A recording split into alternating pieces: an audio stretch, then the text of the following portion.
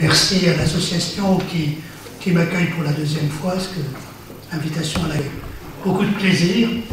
C'est donc en effet une autre enquête de micro-histoire algérienne, après celle de la révolte de Marguerite, que je vous présente aujourd'hui.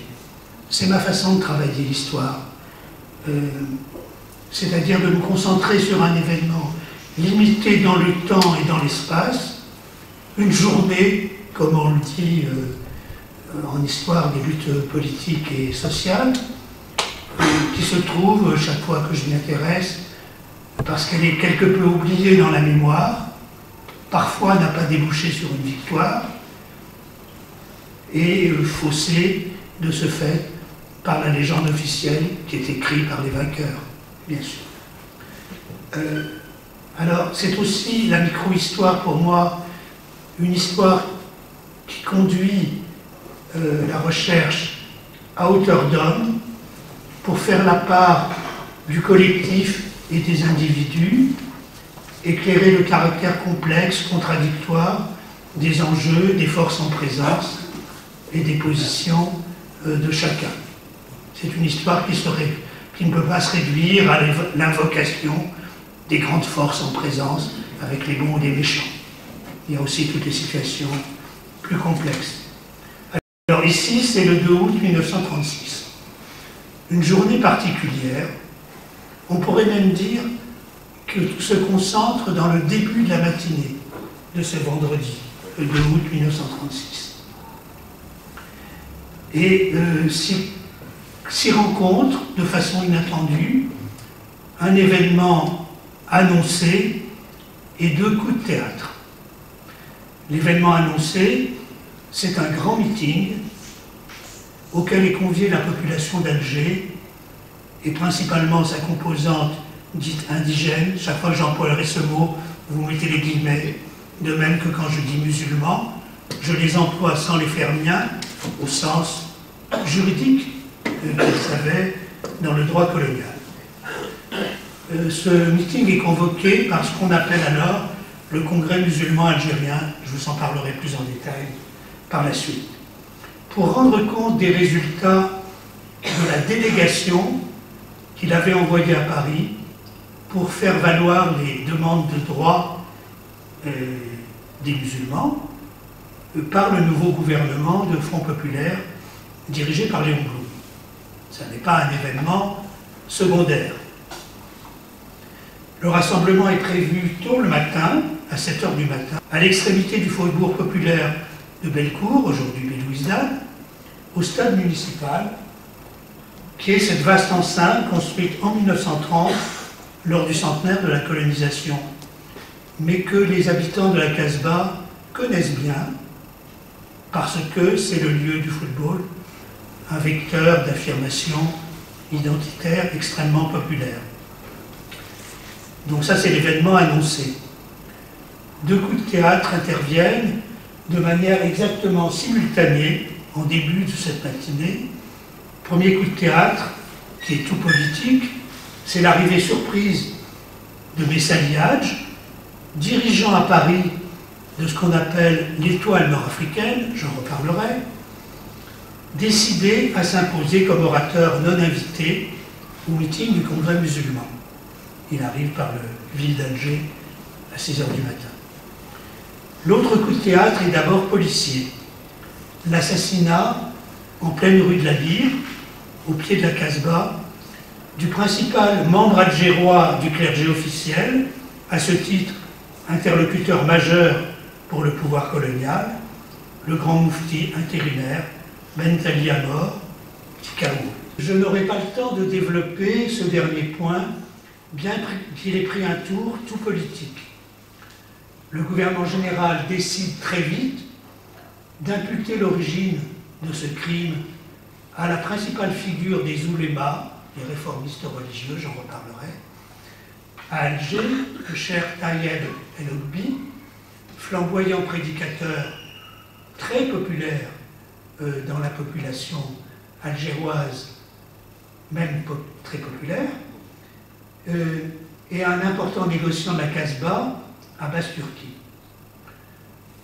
Le gouvernement général sera contraint de libérer les deux accusés dès le début août, faute de preuves. Et l'administration sera brutalement démentie par leur acquittement lors du procès qui ne se tiendra qu'en juin 1939.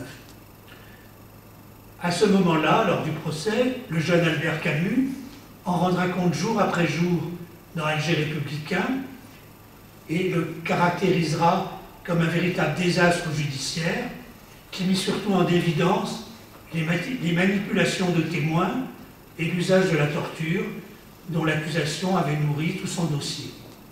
Entre-temps, cependant, la manœuvre politique avait réussi à briser la dynamique unitaire qu'avait constituée la formation de ce congrès musulman dont nous allons parler plus longuement. Pour le reste, je renvoie les amateurs d'affaires policières longtemps non résolues à l'enquête très détaillée ou de témoignages lointains, différés de plusieurs générations parfois, et des documents inédits m'ont permis de proposer, avec quelques vraisemblances, une solution inédite à cette énigme restée obscure depuis près de 90 ans.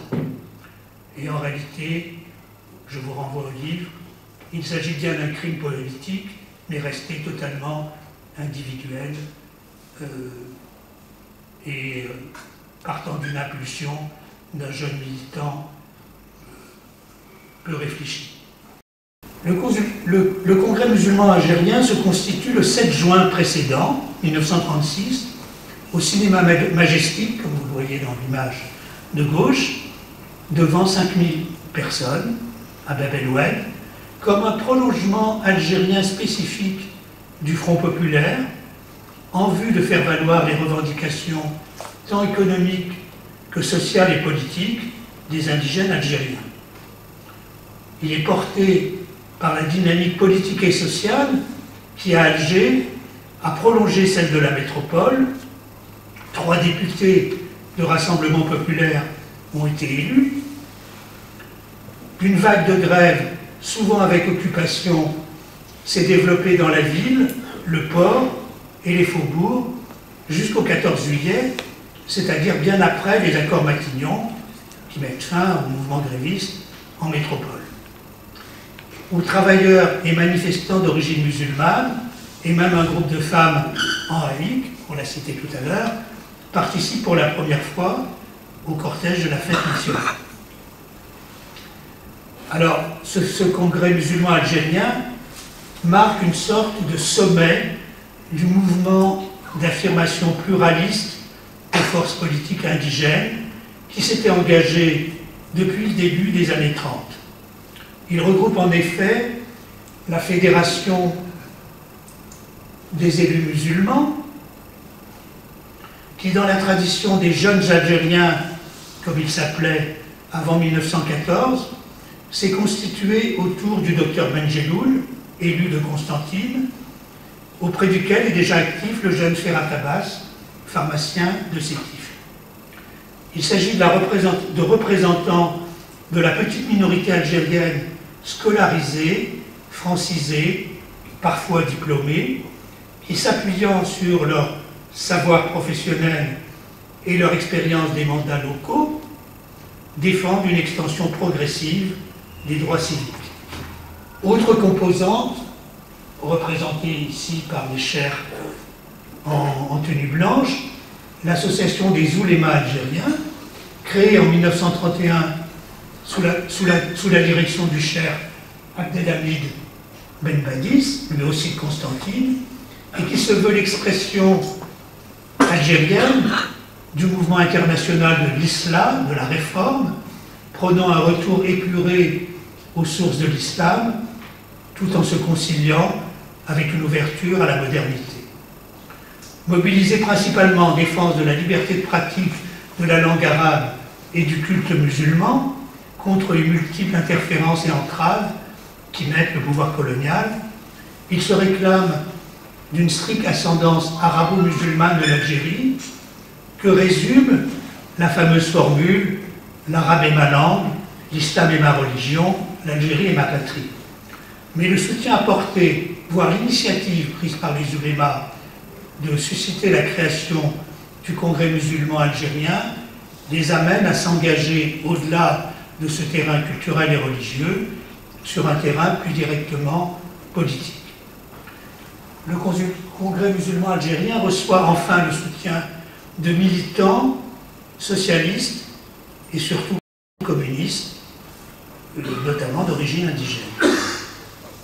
Ce qui ne prendra qu'en octobre suivant le sigle de Parti communiste d'Algérie, PCA, tout en restant sous la stricte tutelle d'instructeurs nommés par le PCF, a connu un effet, une double et paradoxale évolution que retrace fort bien le très bel ouvrage de Jacques Chekroun, que je vous recommande vivement. En 1934, en effet, ce qui est alors la région algérienne du PCF, connaît sous l'impulsion directe d'André Ferrat, responsable de la commission coloniale du PCF, une arabisation volontariste de ses cadres qui promet des responsables comme Ben Ali Boukor ou le jeune Amar Ousgan, militant syndicaliste dans les postes et qui a moins de 30 ans. En 1936, c'est d'ailleurs ce jeune Ousgan qui assurera le secrétariat du Congrès musulman à Alger. Mais en 1935, l'année suivante, et dans un sens tout à fait inverse, le Comintern, l'international communiste, impose, à vrai dire, un nouveau cours qui se présente comme antifasciste et au nom duquel sera de fait mise en sommeil la ligne indépendantiste adoptée en principe depuis 1920 par l'international communiste, mais que la section algérienne à dominante de militants européens avait eu bien des difficultés à mettre en pratique. Bon. Vous voyez la situation très contradictoire dans laquelle se trouve le PCA, le nouveau PCA, lorsqu'il est dans son soutien au Front populaire. Cette contradiction, jusqu'à l'été 1937, va lui profiter. En réalité, sa ligne qui devient d'union de l'Algérie avec le peuple de France, on est fort loin de l'indépendance, permettra au PCA et à sa presse, la lutte sociale, un vif essor de leur audience et de leur recrutement, y compris parmi les colonisés. Le Congrès musulman algérien se constitue sur une plateforme très ambitieuse qui juxtapose les préoccupations de ces différentes composantes, les demandes des élus portant sur les droits politiques, celles culturelles et religieuses des oulémas et les préoccupations sociales et économiques du PC et des syndicats connaissent alors un très fort renforcement.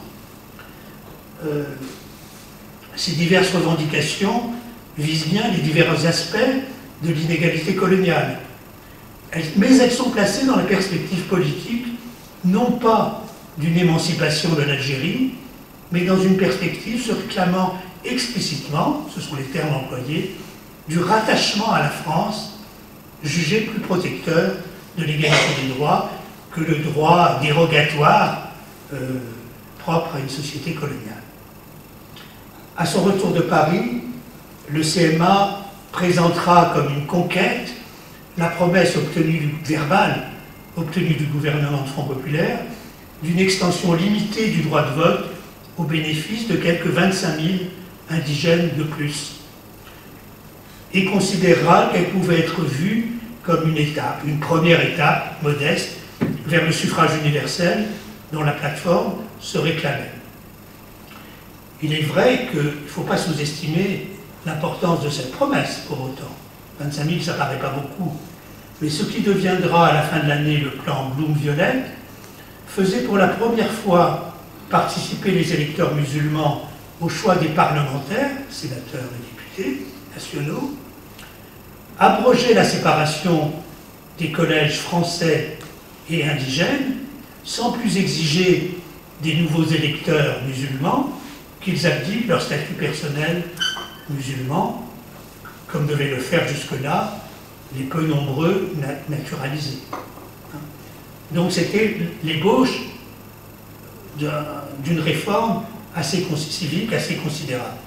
Cela devait suffire, on le sait, à ce que la fronde des élus européens d'Algérie fasse obstacle à ce que le plan soit même présenté et discuté au Parlement. Et de fait, il sera définitivement abandonné avec la formation du gouvernement d'Al-Hadi.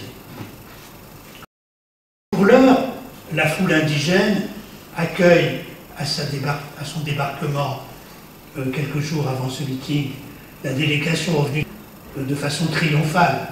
Jamais ça s'était vu depuis fort longtemps et sous une forme plus modeste en 1908 ou en 1912, qu'une délégation soit reçue par le président du Conseil et revienne avec un certain nombre d'engagements de ce type. Le succès public du rassemblement du stade aurait suffi à en faire un événement sans précédent historique dans l'Algérie coloniale, du point de vue de la politisation des masses colonisées. Les photos permettent de vérifier que 10 000 et peut-être 15 000 personnes se sont réunies ce jour-là au stade, avec une majorité de musulmans et un public extrêmement jeune, ce qui en fait un événement sans précédent depuis 1830. Et cela aurait pris la signification d'une approbation massive et enthousiaste de la perspective ouverte par le Congrès, quelle que soit sa limite politique. Mais la mise en cause publique des positions prises par celui-ci est cependant au cœur des développements inattendus de cette journée du 2 août 1936. Débarqué à l'aube, comme vous l'avez vu, Messali est accueilli au port par Mohamed Mestoul, qu'il avait croisé quelque temps auparavant à Paris, qui était la seule personne qu'il connaissait à Alger. Un jeune serrurier de la Casbah qui anime un petit groupe de lecteurs d'El Oumma, le journal de l'histoire nord-africaine, imprimé à Paris. Constitué sous l'influence communiste et en solidarité avec le combat d'Abdelkrim dans la guerre du Rif au début des années 20, cette organisation s'est développée en métropole sur une ligne notoirement indépendantiste et pan-maghrébine. C'est l'étoile nord-africaine, ce n'est pas l'étoile algérienne, hein, et qui s'est affirmée publiquement dès le congrès organisé dans la mouvance de l'Internationale communiste en 1927 à Bruxelles, où le jeune Messali fait déjà le discours indépendantiste que l'on connaît. L'étoile nord-africaine s'est dégagée de la tutelle communiste à partir de 1933 en poursuivant son implantation dans l'immigration, notamment parisienne. Messali, au stade, lorsqu'il obtient, après quelques échauffourées, de prendre la parole, approuve en bloc les multiples revendications partielles du Congrès, économique, social, culturelle, religieuse, mais pas politique. Il se démarque vivement de la perspective du rattachement à la France, aussi bien que du soutien au plan de Boulogne-Violette, qu'il dénonce comme un gain illusoire d'influence électorale pour les musulmans, payé de fait d'une reconduction, voire d'une recentralisation de la domination coloniale. Il aurait alors conclu son propos en portant vers le ciel une poignée de terre et en proclamant « Cette terre n'est pas à vendre », formule suscitant l'enthousiasme de la foule qui le porte en triomphe tout autour du stade, pendant plusieurs tours du stade. Alors, si cette phrase sur la terre fait partie de la mémoire militante du mouvement national et du PPA, héritier d'étoiles nord-africaines, il faut remarquer qu'elle ne figure dans aucun des rapports de police ou compte rendu de presse, ni dans aucune des transcriptions qu'El Oumma, la presse même de l'étoile nord-africaine, donne du discours du 2 août. Repris dans dans les mémoires, mais qui sont tous tardifs, de militants. Et en réalité, sauf si quelque chose m'a échappé dans les archives ou dans la presse, le premier récit qui en est donné par Messali lui-même en 1959 dans une conférence de formation militante pour la nouvelle génération des militants du PPA qu'il donne à Louvieux, où il est assigné à résidence. Puis repris dans ses mémoires, rédigés de façon tardive à la fin de sa vie. Donc on en est réduit sur la réalité de ce geste et de cette formule à constater que ça n'était pas matériellement impossible parce que les orateurs au congrès, au meeting du 2 août étaient assez singulièrement, non pas dans la tribune, mais sur le terrain même de sport, et que celui-ci était couvert de tuf, et que donc le geste de proclamer, de grandir vers le ciel une poignée de terre n'était pas matériellement impossible. L'ovation massive faite à Messali est en revanche attestée tant par la police que par la lutte sociale, le journal communiste, qui ne pouvait qu'en prendre ombrage. Ce n'était pas son orientation. Et par les images publiées dans El Oumma, dont on doit dire qu'elles semblent suggérer plutôt que le dirigeant a été porté en triomphe par les militants qui l'accompagnaient, plutôt que par un mouvement général de la foule. Qu'importe. Ce qui est sûr et qui est plus durable est que l'alternative politique majeure est ouverte dans ce rassemblement par le mot d'ordre de Parlement algérien élu au suffrage universel que Messali oppose à ceux du Congrès, c'est-à-dire de rattachement à la France. C'est important parce que cette formule n'est pas une façon d'esquiver le mot d'ordre d'indépendance, mais c'est une façon très claire de le formuler en faisant de l'aspiration nationale, de la perspective qu'on peut dire souverainiste dans les deux sens du terme, la souveraineté démocratique, la loi du plus grand nombre et la souveraineté nationale, un développement de la démocratie.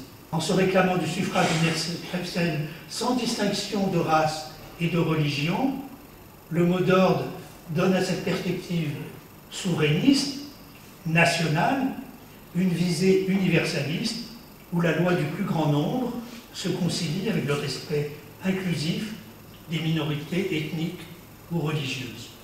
Et en définitive, s'il y a une part de légende que peut comporter la mémoire militante de ce jour autour de la formule de cette terre n'est pas à vendre, qu'elle ait été prononcée ou non, c'est qu'elle résume de façon extrêmement imagée, et par le geste et par la parole, cette perspective sans précédent ouverte dans le champ politique et social algérien.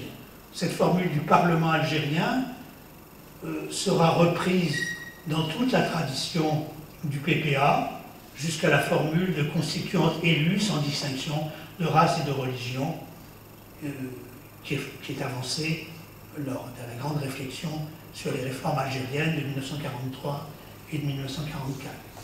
Elle sera encore paraphrasée par la proclamation du 1er novembre 1954, qui promet pour l'avenir le respect de toutes les libertés fondamentales sans distinction de race ni de confession.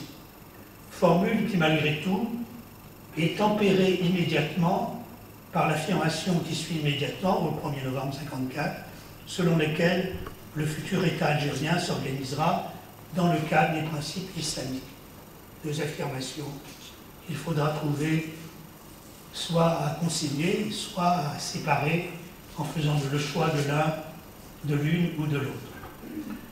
Il n'était pas sans signification symbolique du point de vue de cette visée d'une algérianité plurielle, inclusive, que dans cette équipée algéroise, Messali est tenu à être accompagné par sa compagne, Émilie Buscan, une Française d'origine ouvrière, et par leur jeune fils, Ali, ni que, comme vous l'avez rappelé, son premier souci, alors qu'il débarquait de 2 jours de voyage de nuit, ce matin-là était d'acquérir les chichias que lui et son jeune fils de 6 ans arboreront à leur arrivée au stade pour affirmer leur algérianité.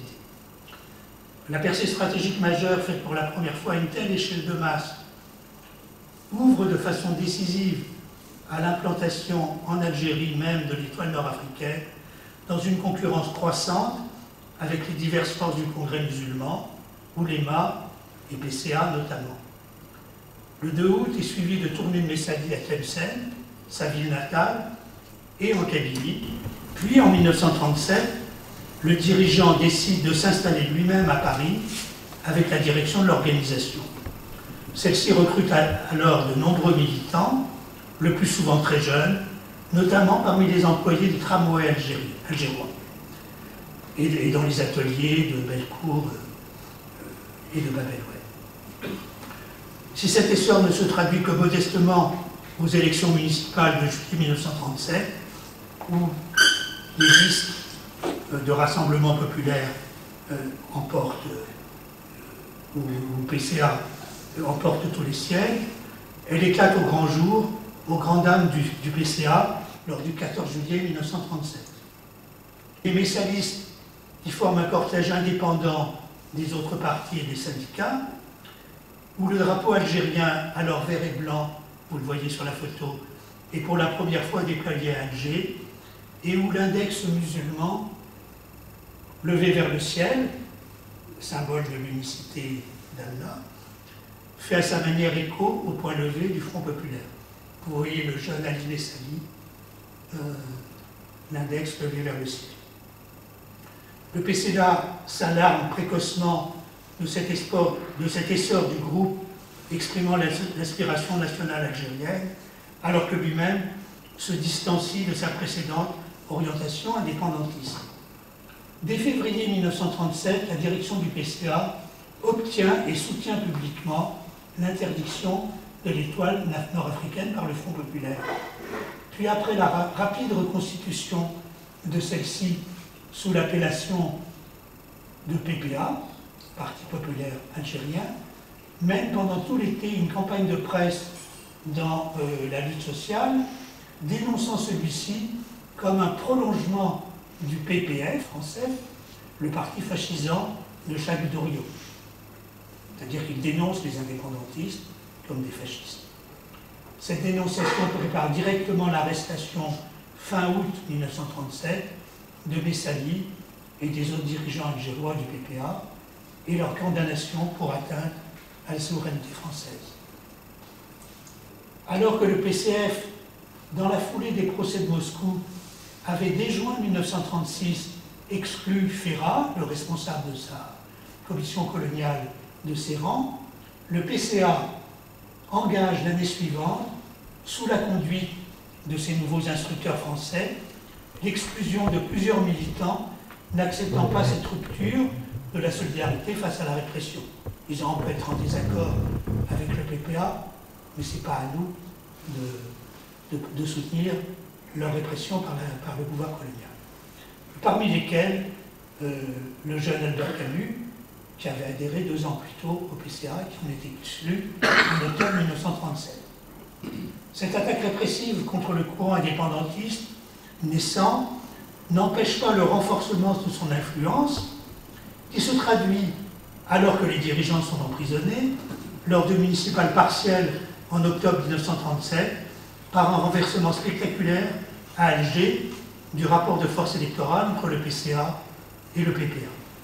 Et encore lors d'un scrutin départemental en avril 1939, par l'élection d'un tramino PPA d'Ouar, dont l'élection est immédiatement invalidée par le pouvoir colonial au bénéfice d'un candidat proche de l'administration.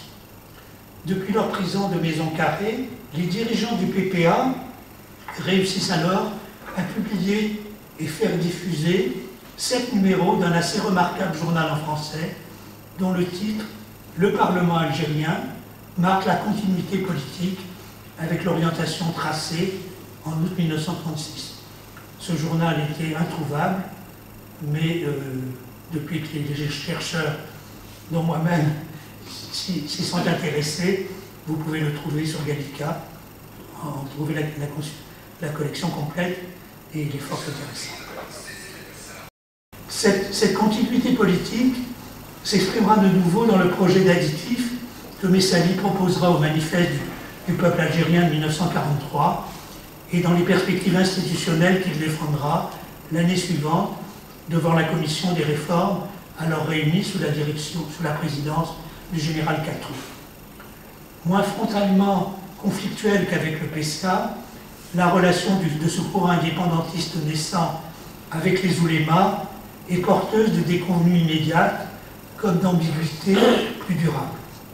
Messali, en effet, resta sa vie durant fidèle à ce qu'il avait appris dans sa jeunesse thémissénoise de la tradition confrérique et de la Zaoudia où il avait été éduqué.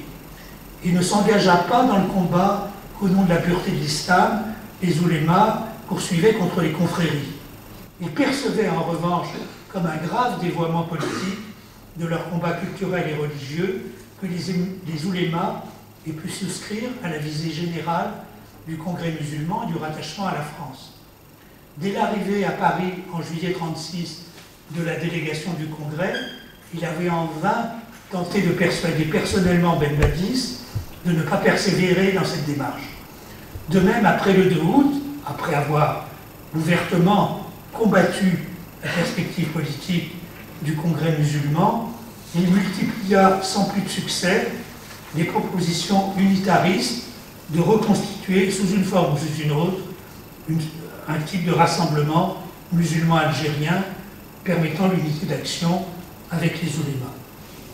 Et donc, en réalité, la ligne du PPA à ce moment naissant combine dans un équilibre instable, contradictoire, toute une tradition civique, politique acquise par Messali et l'Étoile nord-africaine dans la lignée du premier PC des années 20 et dans la tradition républicaine française, et une continuité d'une culture religieuse de l'islam traditionnel maghrébin, avec ses dimensions magico-religieuses, messianiques, charismatiques, latentes de l'homme providentiel qui redonnerait aux musulmans leur dignité et le retour de leurs droits spoliés par le colonialisme. Il y a là un composé extrêmement puissant, très lisible pour les masses algériennes qui n'ont pas basculé au meeting de leur soutien enthousiaste à la perspective du Congrès musulman, à une conviction politique définitive sur la ligne alternative avancée par Messali, mais qui ont perçu l'événement par la force inspirée du geste et de la parole, du discours, comme la rencontre d'une situation, de leurs aspirations et d'un homme qui apparaissait soudain à la fois comme un dirigeant politique moderne et jeune, il y a moins de 40 ans à l'époque, différent des élus musulmans et des figures paternelles des oulémas, et qui était en même temps, pouvait représenter pour eux cet homme de l'heure que les musulmans attendaient depuis la défaite d'Abdelkader, depuis la défaite de l'insurrection de 1871 et depuis le retrait politique de l'émir Raleigh.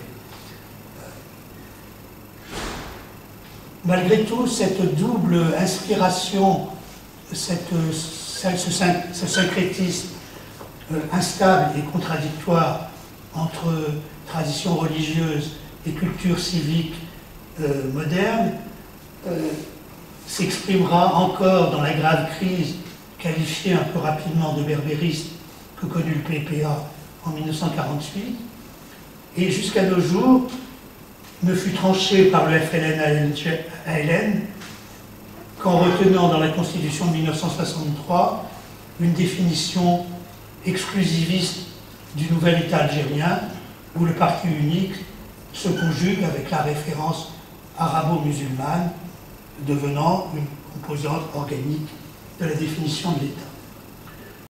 Pour conclure, je voudrais indiquer que la longue enquête que je viens de vous résumer très sommairement m'a été inspirée par la quasi-amnésie, en dehors des quelques fidèles du PPA qui en gardent le souvenir de façon très attentive autour de cet événement, et la grande confusion politique qu'entretient, jusque dans les manuels scolaires de nos jours, la légende officielle algérienne sur les origines du combat de libération nationale.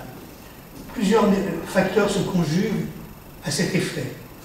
D'abord, une lecture héroïsée de l'histoire, qui, pour peu qu'elle reconnaisse quelque antécédent au 1er novembre 1954, ne met guère en valeur que des formes de résistance armée, comme les faits d'armes d'Abdelkader.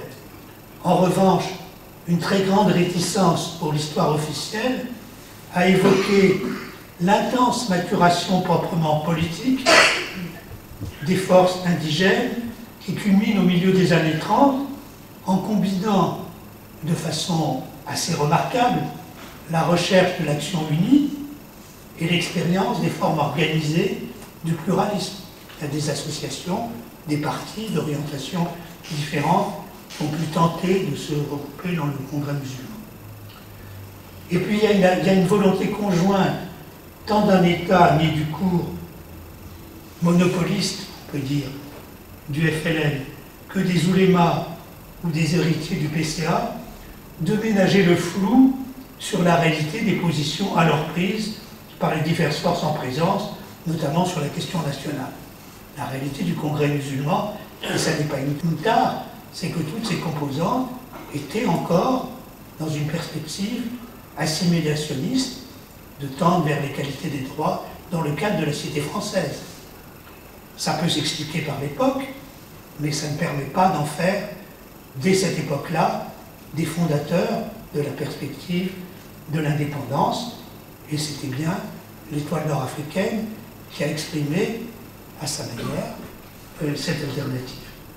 Alors même que la grande majorité des dirigeants s'étant retrouvés dans l'appareil du FLN étaient issus du PPA et connaissaient cette histoire, ce confusionnisme délibéré sur les origines du mouvement indépendantiste est allé récemment jusqu'à l'invocation face au Irak d'un prétendu courant badisso-novembriste. Badisso comme Ben Badis, des oulémas, novembriste comme le 1er novembre 1954 et le FLN-ALN.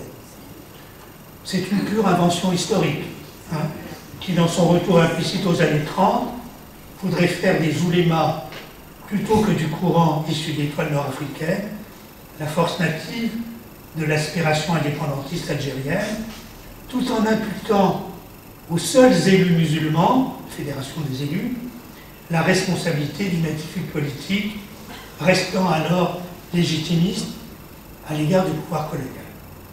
On voit donc la fonction que remplit ce mot d'ordre, d'organiser, de perpétuer le flou sur l'histoire antérieure.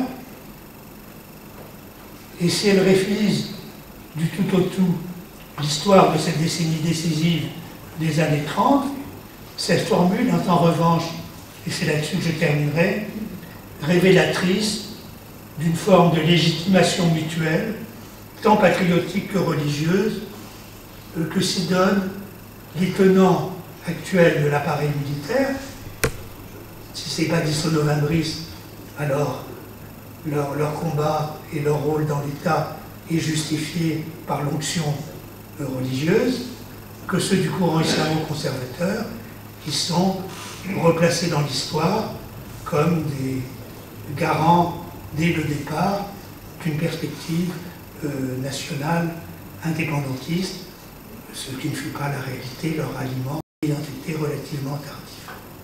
Je m'en tiendrai là en m'excusant d'avoir été un peu long, et j'ai essayé de vous raconter, parce qu'il fallait le faire, l'histoire proprement politique de cet événement.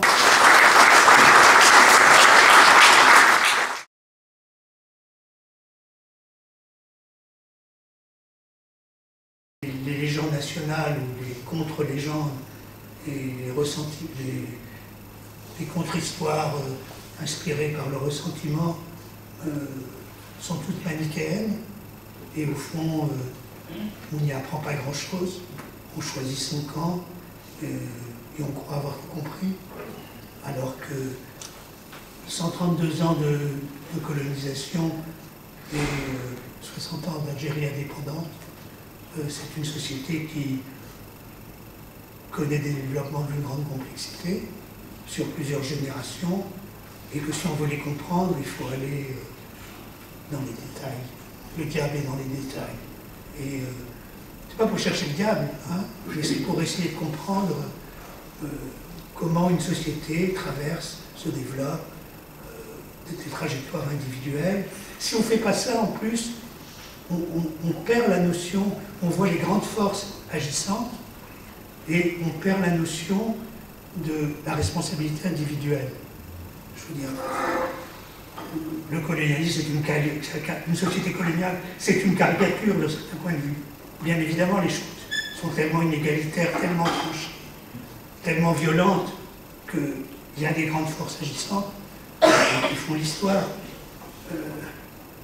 Mais chaque individu, chaque personne a son cheminement, se positionne dans cette société binaire, dans toutes sortes de positions intermédiaires, qu'il ne faut pas idéaliser, mais qui étaient réelles. Et chacun fait son cheminement idéologique et politique, fait ses choix. Et à part l'héroïsation de quelques individus, les histoires simplistes, manichéennes, gomment cette complexité de la vie sociale et de la responsabilité politique.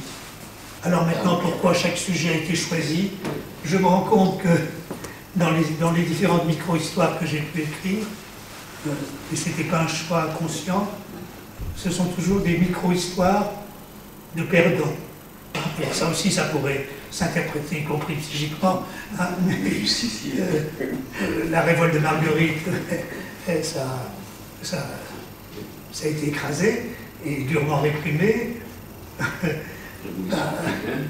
Messaliage, c'est pas lui qui l'a emporté finalement, même s'il avait raison au départ. L'appel à la trêve civile, sur lequel j'ai aussi fait un livre en 1956, ça n'a pas été un succès. Et Révolution africaine, c'est comment en 1965 ils ont été mis au pas par les putschistes du 19 juin. Voilà, c'est parce que aussi les histoires officielles sont écrites par les vainqueurs et que c'est parfois intéressant de voir comment les choses ont été vécues par les acteurs eux-mêmes. Je crois que ce syncrétisme pour lui, aussi instable soit-il, il est réel, il est sincère. Et ça se traduit par un talent de dirigeant et une capacité à se faire comprendre à première vue, on peut dire, aussi bien par le geste que par la parole, par une foule qui partage, qui est née dans ce même monde et qui partage cette culture et cette croyance. Donc voilà, simplement, en termes de construction d'un État indépendant, ce syncrétisme, il est porteuse d'une contradiction qui n'a pas été surmontée de nos jours. Et là-dessus, à la fois je suis très admiratif du génie politique que concentre un mot d'ordre comme Parlement algérien sans distinction de race et de religion. Parce qu'il faut voir la situation.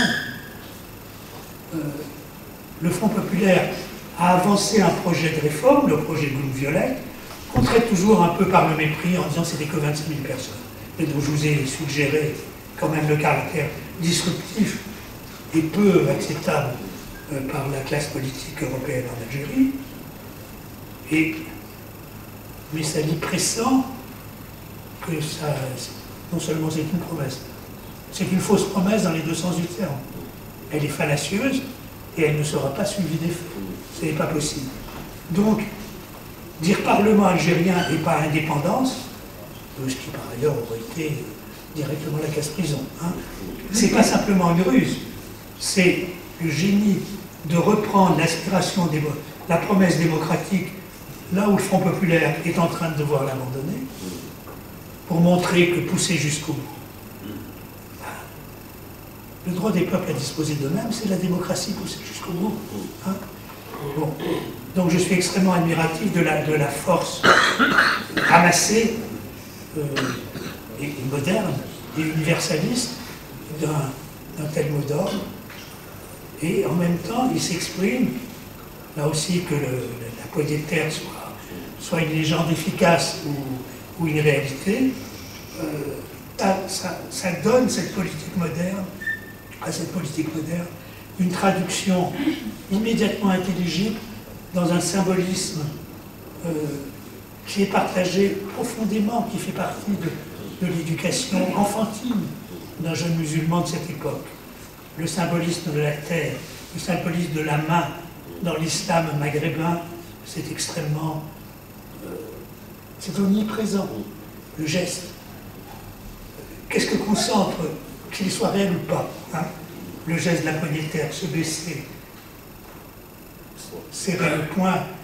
Bon, c'est à la fois la reprise et une réplique, une alternative nationale au point levé qui lui-même devient pour le Front populaire la réplique au salut fasciste. Hein, on est dans cette période-là.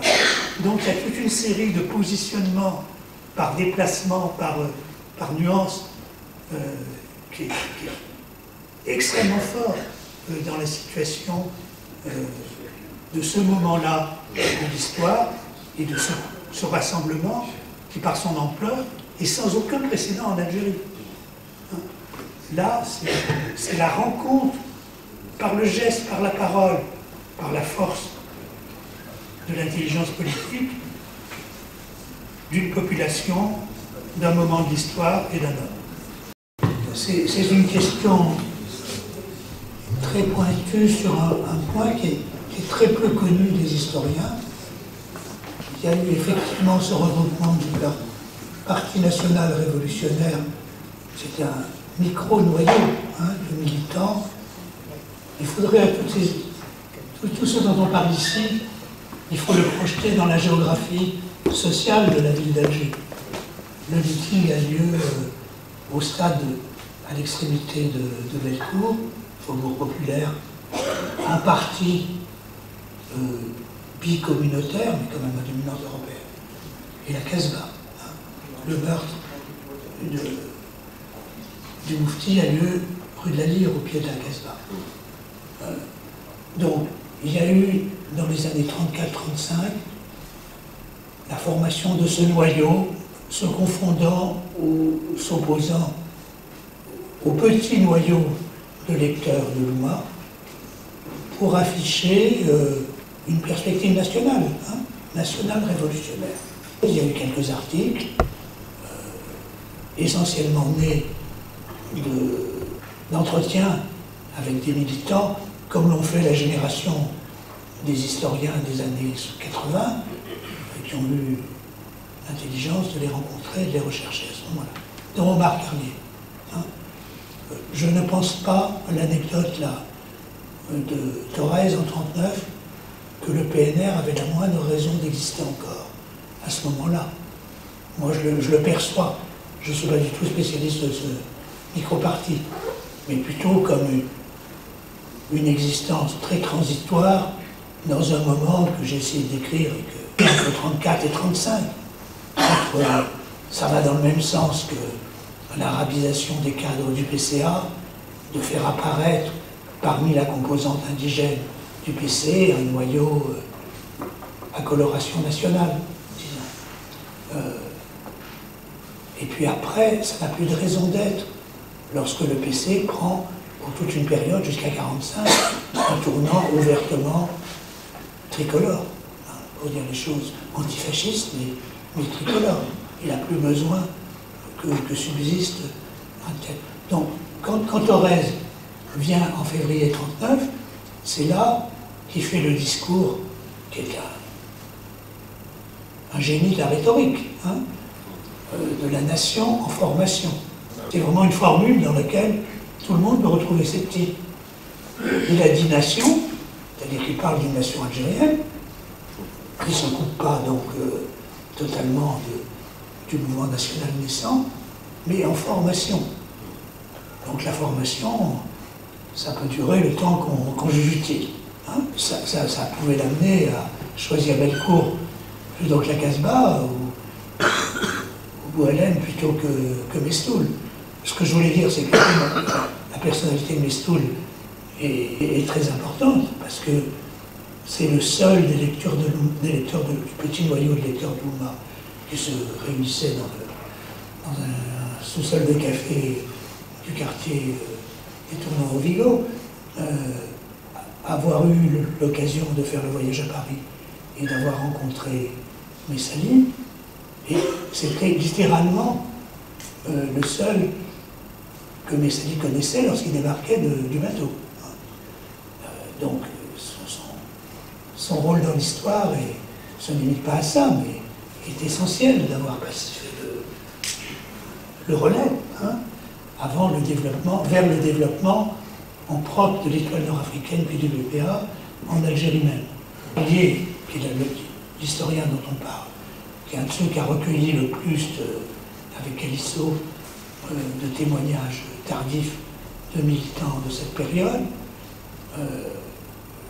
l'a énormément interrogé. J'ai fait ces interviews comme on pouvait le faire dans les années 80, sans même des enregistrements audio, des notes manuscrites. Quand je me suis entretenu avec lui, et très souvent, malgré sa maladie, du travail que je faisais, il n'était pas en mesure, pas par la maladie, mais de retrouver tous ces entretiens. Il m'a confié, et c'était un geste très généreux de sa part, un des entretiens de 24 pages manuscrits avec Mestoul. Ça permet vraiment de retracer les trajectoires sociales, géographiques, professionnelles, politiques de ce petit noyau de militants que l'histoire a oublié, qui ne se sont pas retrouvés du côté des vainqueurs, mais qui ont joué un rôle de passeurs absolument indispensable. Et c'était des tout jeunes gens. Entre Messali et les Léma, la question de l'attitude à l'égard des confréries était posée, j'en ai pas trouvé de trace en tout cas, comme un problème politique à travers un échange de textes ou de prise de position. Je pense que Messali, par le lien profond qu'il conservait avec son éducation religieuse, n'est jamais entré dans ce jeu. Il a déporté l'affrontement vers le terrain proprement politique de la perspective assimilationniste dans lequel et que les oulémas ont théorisé en 1936. Hein. La légende que j'ai évoquée sur l'origine badisto-novembriste de la libération nationale, on fait parfois référence à des prises de position de 1936 des oulémas pour y trouver une affirmation nationaliste au sens politique du terme. C'est beaucoup joué sur les mots et sur la traduction des textes du 36, ou notamment les oulémas, un article qui est souvent cité d'avril 36. Il y a une proximité linguistique entre les notions d'Oumma, de communauté musulmane, communauté des croyants, de Watan, la patrie, c'est un sens plus politique, mais qui est voisin, de peuple. Le concept fondateur des oulémas est l'Oumma, la communauté islamique algérienne. Alors, dans la rhétorique, ça peut ressembler à un programme national, mais en réalité, c'est un moment où les oulémas distinguent la nationalité culturelle et religieuse de la nationalité politique. C'est-à-dire que la revendication de la liberté et de la séparation de l'État et des cultes que les oulémas font de leur à ce moment-là face au pouvoir colonial. Je dis il y a un peu la même ambiguïté du côté du PPA, souligner la force de leur mot d'ordre démocratique républicain, je veux dire, et potentiellement, sinon laïque, du moins de neutralité religieuse, Parlement algérien, mais leur journal s'appelle El Oumma, où il y a une zone de recouvrement dans l'ambiguïté avec les oulémas. Juste, si vous permettez, dire 2 ou 3 petites choses qui appartiennent aussi à la petite histoire. En Algérie, tout commence en 1954. Et c'est vrai qu'il y a quand même quelques décennies qu'on est remonté au 8 mai 1945, ce qui est déjà pas mal. Et le 2 août 1936, ne vous inquiétez pas, on va y arriver. Oui. On est en Algérie à une période de colonialisme triomphant, presque obscène, parce qu'en 1930, il y a eu les festivités du centenaire qui ont été fastueuses, complètement écrasé la population, on disait indigène musulmane, avec tous les guillemets que vous avez mentionnés tout à l'heure. Et je peux dire que pour mon père, pour en avoir beaucoup parlé avec lui, et tous les jeunes, pas mon père n'est qu'un parmi les milliers, mais tous les jeunes de cette époque, leur frustration, parce que le peuple algérien vit dans une misère noire, et qu'ils n'ont droit à rien, et qu'il y a une frustration extraordinaire lors de ces célébrations du centenaire. Et que 1936 vient un peu dans ce contexte-là. Hein. Et je voulais dire, bon, je ne vais pas raconter comment mon père a été amené à ramener les premiers exemplaires.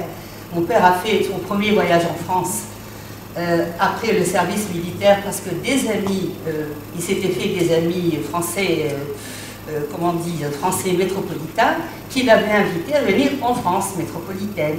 Et il a fait donc ce premier voyage longuement préparé, mais il a eu beaucoup de difficultés pour être autorisé à mettre un pied en métropole. Et c'est là que peut-être une des prises de conscience, voilà, je pense qu'il en avait déjà conscience, mais je sais que ça l'a marqué. Il n'avait pas le droit de venir en France, comme ses copains du régiment, qui eux rentraient tout simplement. Les tracasseries administratives et policières étaient considérables. Alors, voilà, je voulais juste mentionner cette question des fêtes du centenaire, la célébration du centenaire. Alors, dans votre livre, j'ai bien apprécié comment vous avez bien les raconté, enfin, vous avez bien raconté, vous êtes historien, excusez-moi de le dire comme ça, mais j'ai toujours entendu parler de ces petites réunions qui, alors bien sûr, aujourd'hui, quand on dit 10 personnes, 15 personnes, 20 personnes, ça paraît dérisoire. Mais à l'époque, c'était énorme. C'était les petits rues, les petits ruisseaux qui ont fait les grandes rivières.